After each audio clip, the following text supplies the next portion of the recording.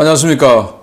신의균의 국방TV 시큐리티 뉴스입니다. 자, 오늘도 우크라이나 전황. 우크라이나가 쿠르스크로 러시아 본토로 치고 들어간 이후 지금 일주일 지났죠. 자, 이런 상황에서 이제 드디어 쿠르스크의 제공권마저도 우크라이나가 가져온 것 같습니다. 왜냐하면 이 우크라이나 전투기들이 수호 27 전투기가 주로 지금 보이고 있는데요. 쿠르스크 지역으로 치고 들어가서 그 지역에서 폭격을 하고 있습니다.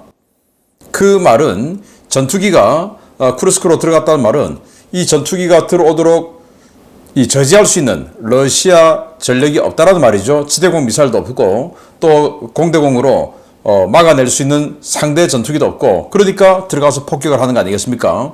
이 폭격 무장은 굉장히 무거워서 공대공 무장보다 무거워서 적 전투기가 공대공 무장으로 있으면 들어가기 힘들거든요. 자, 이런 상황인데 어떻게 진행되고 있는지 보겠고, 그 외에 다른 우리 안보 소식 그리고 국제 외교 소식 같이 보도록 하겠습니다. 첫 번째입니다.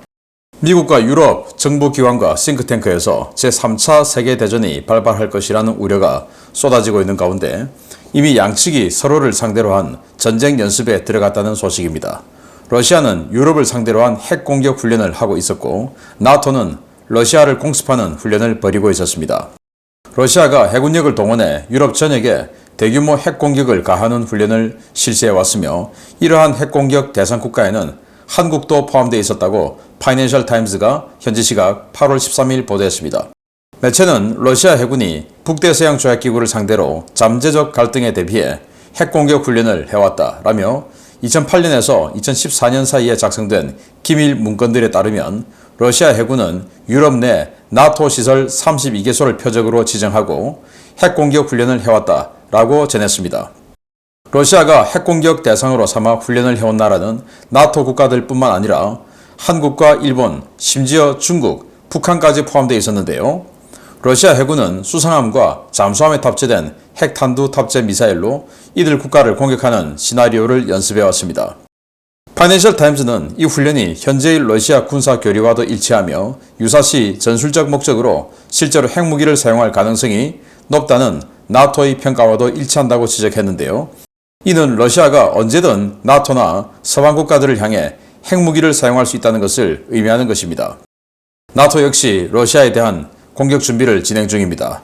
러시아 공군에서 자료를 받아 선전하는 텔레그램 채널 파이터 바머에 따르면 최근 폴란드에서 다수의 전투기들이 칼리닝그라드의 러시아 해군 시설을 공습하는 훈련을 실시했다고 주장했습니다. 채널은 러시아가 최소 6번의 나토 공습 편대군 접근을 식별했고, 국경에서 40km 떨어진 곳까지 접근해 공습을 모사한 뒤 기술을 돌려 돌아갔다고 주장했는데요. 이 역시 최근 미국의 북유럽 폭격기 BTF 운용 증가 동향과 맞물려 러시아를 긴장시키고 있습니다. 러시아와 서방세계 양측이 서로를 향한 공격을 준비하고 있다는 사실이 확인되면서 국제정세는 더 악화 일로를 걷게 될 것으로 보이는데요. 우리 외교 안보 당국 이 위중한 상황의 심각성을 하루라도 빨리 깨닫기를 바랍니다. 네, 파이낸셜 타임즈가 러시아의 기밀 문서를 입수해서 공개를 했는데 이게 최신 문서는 아니고 14년까지의 문서였어요.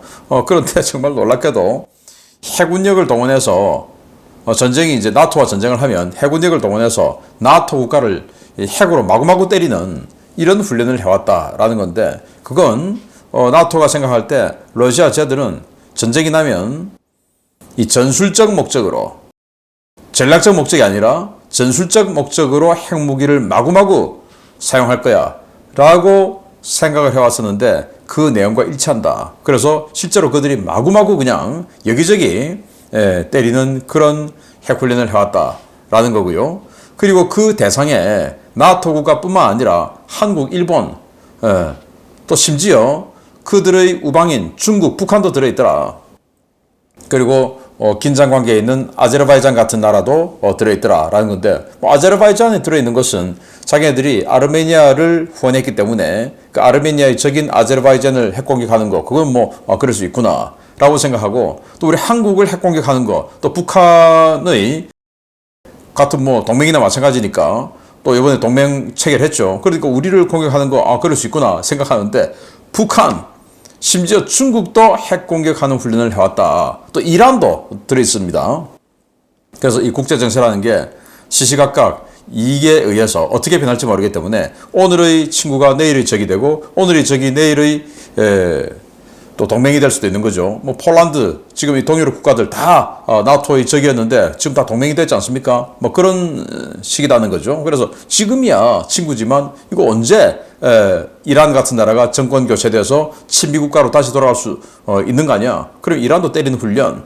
네, 중국도 김정은이가 트럼프하고 이렇게 막 만나고 해서 친미 국가가 될 뻔했던 적도 있죠. 그러니까 그렇게 되면 이것도 믿을 수 없으니까 저 북한도 때리는 훈련.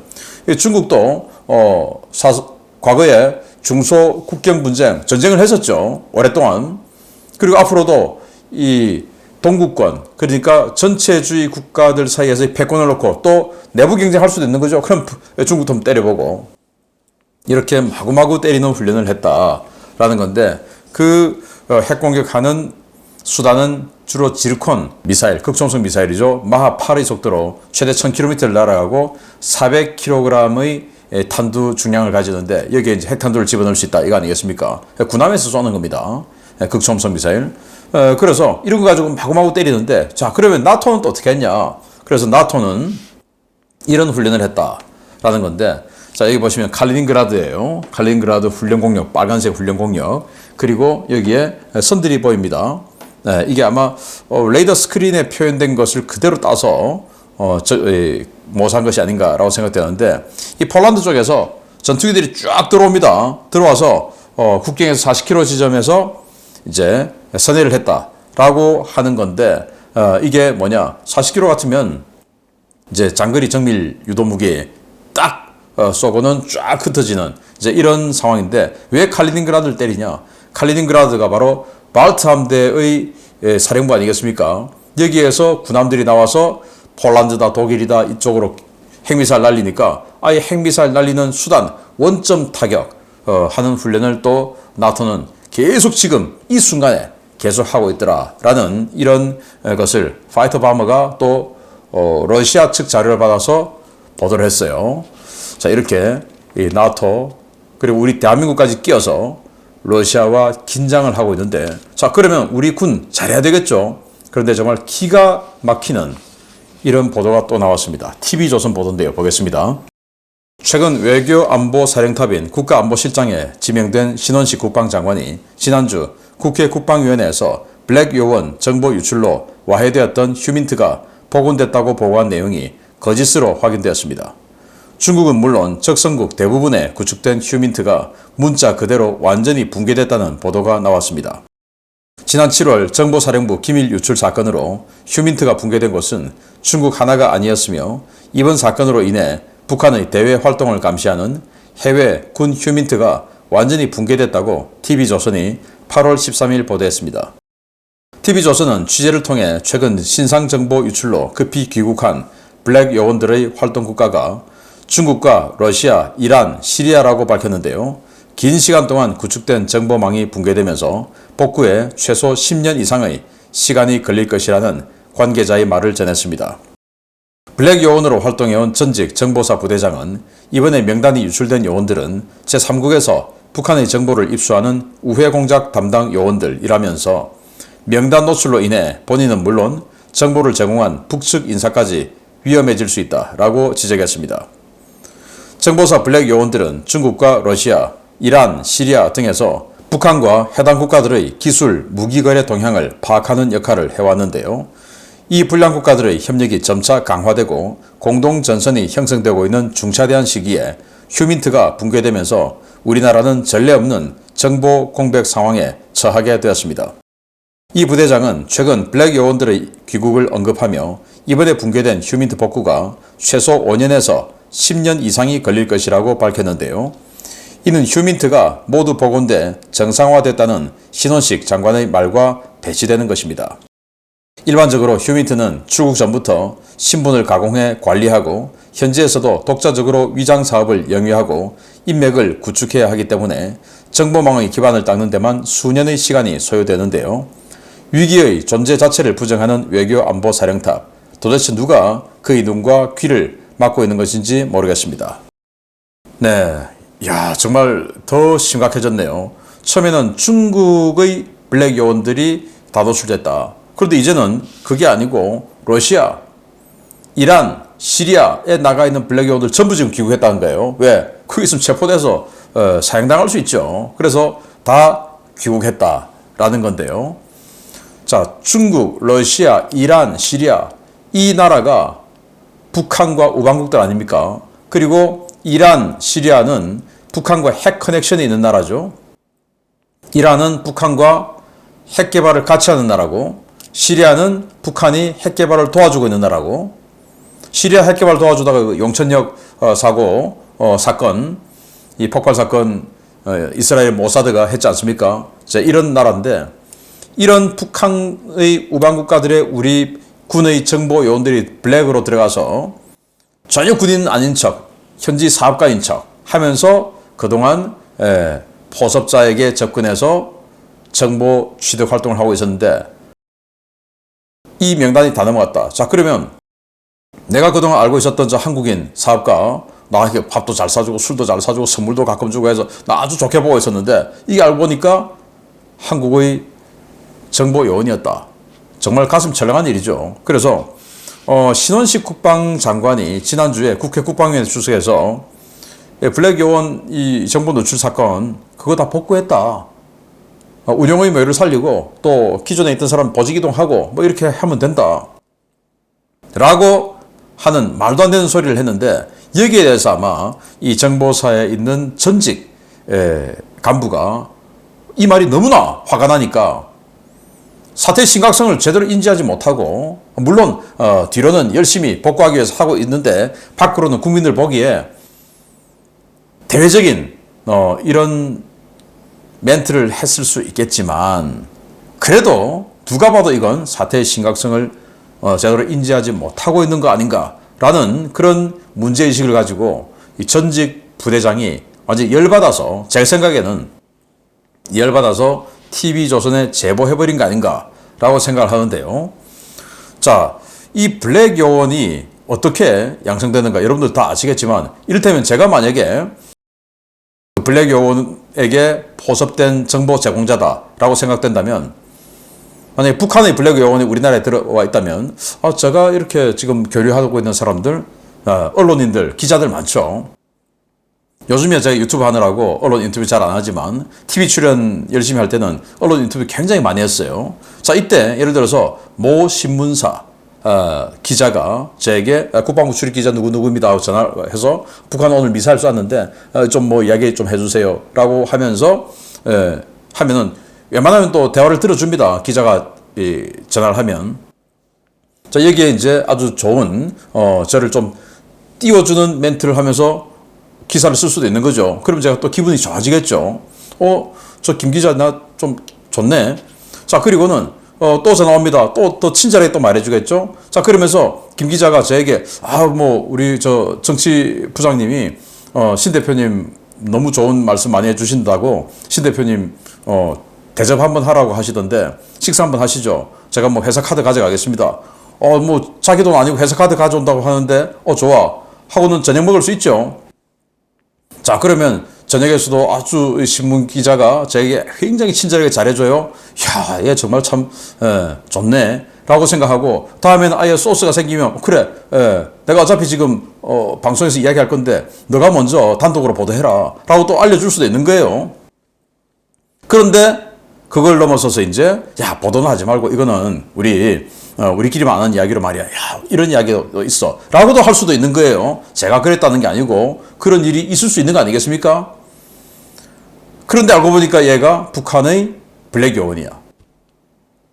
기가 차는 일이죠. 이런 식으로 그러면 북한의 블랙 요원이 메이저에 준하는 언론사에 취직하려면 얼마나 한국에 와서 열심히 노력하고 신문 세탁하고 노력해야 그 큰 신문사에 들어가겠습니까? 그리고 국방부 출입기자가 되려면 얼마나 또 노력을 해야 되겠습니까? 그리고는 저 같은 사람 포섭하려면 얼마나 또 노력을 해야 되겠습니까? 이게 블랙 요원이에요. 이게 어떻게 하루 이틀 만에 지난주에 완전히 사고 다 났는데 이제 복원 다 했어요. 말이 되는 소리입니까? 안 되는 소리죠. 그런데 됐다고 하니까 열받아 버린 거죠. 자, 그러면 지금 중국, 러시아, 이란, 시리아, 북한과 교류를 하고 있는 우방국가들 전체 블랙 요원들이 다 무너졌는데, 이걸 복원하려면 정말로 이 신원식 장관의 말처럼 하루 이틀만 되겠습니까? 자, 전에 있던 보직 바꿔서 너가 그럼 시리아로 들어가.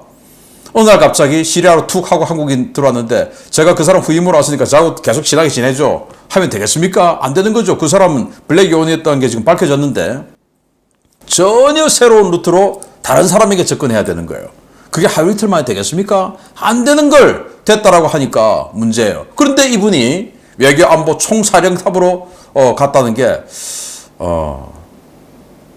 조금 아이러니하다라는 생각이 드는데 정말 저는 이 정보사 블랙 요원 명단 그리고 정보사 직원 전체 명단이 다 넘어간 데 대해서 누군가는 정말 책임져야 할 자리에 있는 누군가는 역사 앞에 그리고 대한민국 국민 앞에 무릎 꿇고 책임져야 한다라는 생각입니다. 그 정도로 엄청난 사건이 벌어졌지. 22사단에서 철책 뚫고 북한인 한 명 넘어오고 이런 거하고는 비교가 안 되는 거예요. 그거 넘어왔을 때 사단장 옷 벗고 군단장 옷 벗고 했지 않습니까? 국방장관 옷 벗어라 했지 않습니까?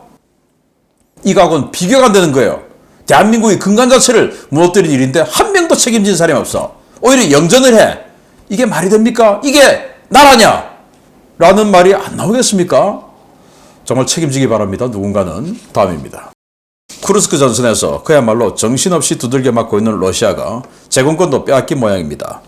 우크라이나 전투기가 개전 이후 처음으로 국경을 넘어 쿠르스크 지역을 공습했다는 소식입니다. 러시아가 자랑하는 최첨단 방공 시스템과 전투기들은 어디 갔는지 모르겠습니다. 우크라이나 공군이 서방제 무장을 장착한 전투기들을 쿠르스크 전선에 투입해 근접 항공 지원과 전선 항공 차단 임무를 수행하고 있으며 이 때문에 러시아군의 피해가 점점 커지고 있다고 현지 오신트 소식통들이 8월 13일 리포트했습니다. 소식통들은 쿠르스크 상공에서 미국제 무장을 장착한 우크라이나 공군 수호-27 전투기가 여러 차례 식별됐다며 해당 기체들이 지상군에 대한 방공 지원과 정밀 유도무기 투발 등의 임무에 동원되어 있다고 전했습니다. 수호-27이 투발 중인 무장은 JDAM-ER과 SDB가 주력인데요. 이들은 국경 주변에서 비행하며 지상군에 대한 화력 지원 임무를 수행하고 있는 것으로 전해졌습니다. 우크라이나군 전투기가 쿠르스크 상공에 나타났다는 것은 러시아가 이 지역의 제공권을 상실했다는 것을 의미하는데요. 쿠르스크 전장에는 러시아 전투기나 공격기, 공격 헬기가 종종 등장하고는 있지만 유의미한 역할은 하지 못하고 있습니다.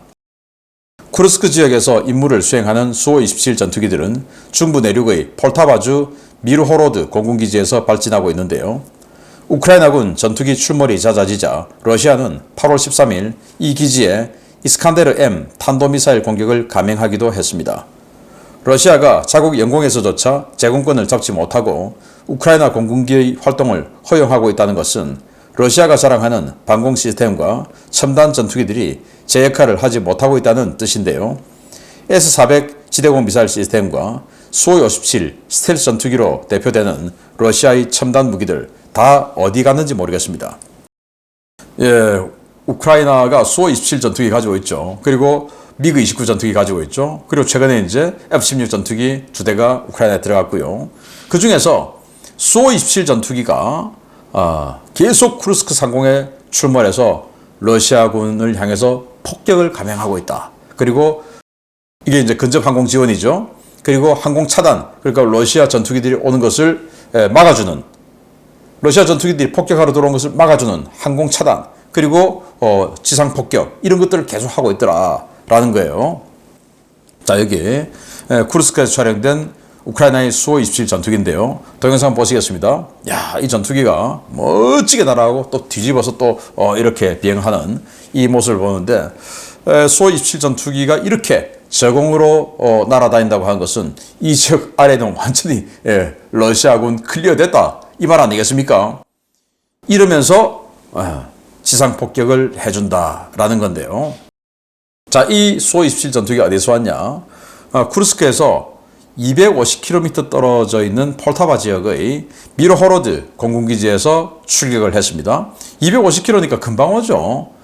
그러니 러시아는 이 전투기를 그대로 힘 대 힘으로 여격할 능력이 안 되니까 어떻게 하냐? 그러면 저 공군기지를 때리자 해서 이스칸데르 M 탄도미사일을 쏴서 공군기지를 때려요. 네, 이렇게 근접 항공지원, 지상 폭격을 해주는데 주로 어떤 무기로 하냐? 네, 바로 이 GBU-39 SDB죠. 이 유도폭탄은 강력한 위력은 아닙니다만은 아주 정밀하게 타격을 하기 때문에 굉장히 효율적이죠. 110km를 날아가고요. 그리고 거의 2m 안에 탄착이 되죠. 그러니까 얼마나 효율적이겠습니까? 그러면서 이 폭탄 한 발의 위력이 155mm 자주포 한 10발 정도 위력하고 같으니까 항공폭탄 중에서는 위력이 작지만 엄청 강력한 위력이죠. 포병에 비하면. 이런 것들을 한 렉에 4발씩 양쪽에 해서 8발씩 장착하고 들어와서 쏴주고 들어가니 얼마나 좋습니까? 그러니까 지금 우크라이나군이 자고 나니까 또 이만큼 뭐 우리로 치면 수원시 한두 개 면적 계속 지금 늘어나는 거예요. 그리고 지금 우크라이나군이 여기에 참호를 파서 방어선을 구축하고 있다라는 거 아니겠습니까? 그 방어선을 구축할 수 있는 것은 이 지역을 완전히 점령 완료했다 이 말 아니겠습니까?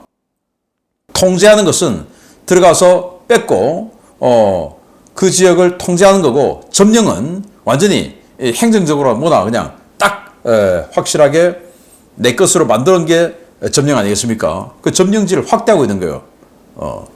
그러니까 러시아가 이거 큰일 났구나. 자신들의 능력으로 이 우크라이나의 수-27 직접 교전해서 물리치기는 지금 힘이 들고 그럼 어떡하냐? 원점 타격하자 해서 우크라이나의 미르호로드 공군기지 그러니까 쿠르스크에서 250km 떨어져 있는 이 기지 여기를 이스칸데르 탄도미사일로 공격을 했습니다. 자, 그래서 요거 동영상 한번 보시겠는데요. 네, 저기 수-27이 있다 라고 하고는 여기 이제 탄도미사일 때렸다. 그래서 완전히 파괴시켰다 라고 하는데 러시아는 수-27 주기장이 하나 있는 거 우리가 파괴시켰다 라고 주장하고 우크라이나는 그거 덤이었어. 모형이었다 이겁니다. 우리 공군기지도 가면 가끔 덤이 보입니다. 모형이었어 라는 건데 모형이었을 가능성이 아주 높은 게 주기장이 지금 이렇게 많은데 하필 여기만 딱 전투기가 하나 있는 겁니다. 그러면 모형일 가능성이 있다라는 거죠. 전선에서 250km밖에 안 떨어졌는데 이게 지금 뭐 이렇게 나 좀 때려주세요 하고 혼자서 저기 있을 이유가 있겠습니까? 아무튼 러시아는 이런 식으로 대응하고 있는데 대응이 그다지 효과적이지는 않은 것 같다라는 거고. 자, 그래서 내일 아침에 또 쿠르스크에서 우크라이나군이 얼마나 선전하고 있는지 이런 전과 좀 더 간추려서 더 자세하게 내일 아침 데일리 디펜스를 통해서 또 알려드리도록 하고요. 지금 쿠르스크에 우크라이나군의 전투기가 제공권을 장악해서 이제 폭격에 들어가서 좀 더 안정적으로 쿠르스크를 점령 그리고 그 점령지를 확대하는 이런 상황이다 라는 말씀드리면서 마치겠습니다. 감사합니다.